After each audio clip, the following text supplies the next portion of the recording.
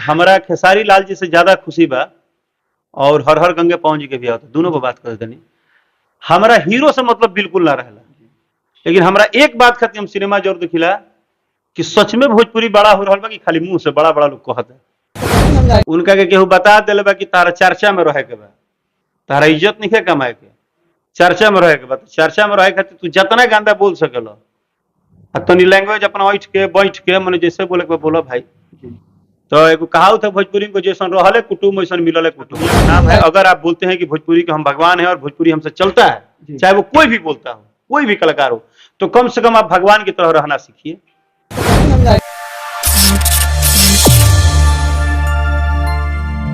आपके भैया बात सही बा। अभी खेसारी लाल यादव जी के बात करल जाओ, पहले आपके बात करल जाओ, तो आपके अभी लगातार खाली बैक टू बैक गाना होता, फिल्म के कोनो प्लानिंग नहीं है। अभी कुछ दिन पहले एगो फिल्म आयल रहे रितेश पांडे जी के साथ रिलीज भेल रहे, पर कहा है आप फिल्म से दूर बनी, गाना के नजदीक बनी, के पीछे कारण का बा? हमार दोनों लाइन में सिंपल सा कारण बा। हम शुद्ध भोजपुरी बोले तो हम गधा पचीसी पे अब हम विश्वास नहीं रखत। मने रोज एक टाइप के चीज बना के एक टाइप से हेमे के हो में होमे के हेमे होमे के हेमे हेमे के हो में हमरा हमरा हमरा अब लगता है कि अब जनरेशन चेंज होता, लोग के पढ़ाई लिखाई एजुकेशन चेंज होता। अब सिर्फ भोजपुरी भोजपुरी नहीं रह गई, भोजपुरी नेशनल सब इंटरनेशनल भाषा हो गई बा। अब भोजपुरी के पकड़ कहीं ना कहीं नेशनल के साथ साथ अब भोजपुरी सिर्फ आरा और भोजपुरी और बिहार के नहीं रह गई। यही चलते अगर बड़ा भोजपुरी भइल बा तो अब बड़ा हमनी के भी सोचे के फर्ज बा और रिस्क लेवे के पड़ी। हम मानता नहीं कि अभी दर्शक के नहीं बुझात कहीं बड़ा बड़ा वीडियो आवत अच्छा बा कि बुरा बा, लेकिन एक टाइम पे जब प्रयास करी आदमी तबे जाके बुझाई। अभी खेसारी लाल यादव के संघर्ष 2 मूवी आ रहा बा, ट्रेलर देख लो हम आपके पर्सनली क्वेश्चन लगला? पर्सनली हमारा खेसारी लाल जी से ज्यादा खुशी बा और हर हर गंगे पवन जी के भी आवता दोनों पर बात कर देनी। हमारा हीरो से मतलब बिल्कुल ना रहेला, लेकिन हमारा एक बात खातिर हम सिनेमा जरूर दिखिला कि सच में भोजपुरी बड़ा हो रहा बा कि खाली मुंह से बड़ा बड़ा लोग कहता है।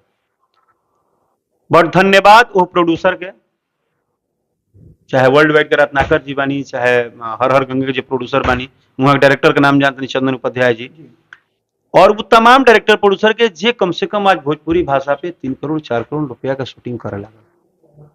अभी SRK म्यूजिक की एक बहुत बड़ा फिल्म शूटिंग भेल बा। तो अब ये अंदरूनी पता बा कि हीरो केहू होके भाषा बड़ा होता, और जब भाषा बड़ा हुई तो परिवार के मान सम्मान बड़ा हुई।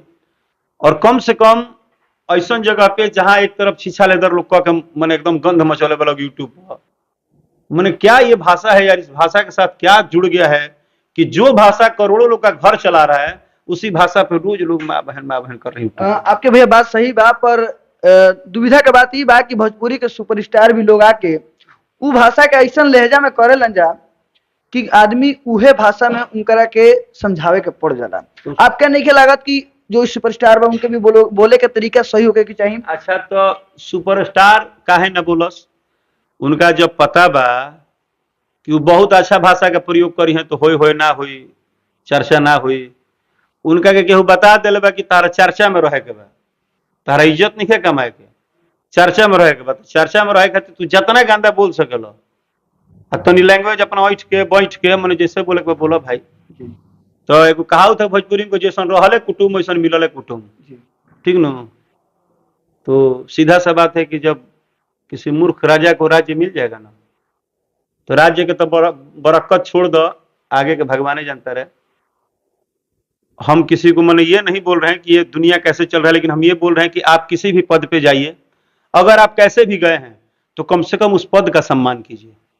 अगर आप वहां पहुंच गए हैं तो उस टाइम उस पद का सम्मान कीजिए। इनडायरेक्टली और डायरेक्टली आप केकरा के बोलना चाहते नहीं? हम डायरेक्टली बोल चाहते नहीं कि भोजपुरी भाषा एक बहुत अच्छी भाषा है और आज उसका एक ग्रोथ है, आज उसका दुनिया में नाम है। अगर आप बोलते हैं कि भोजपुरी के हम भगवान है और भोजपुरी हमसे चलता है, चाहे वो कोई भी बोलता हो, कोई भी कलाकार हो, तो कम से कम आप भगवान की तरह रहना सीखिए, आप एक पढ़े लिखे व्यक्ति की तरह बात करना सीखिए। एक बात हम रोकल चाहें आपके,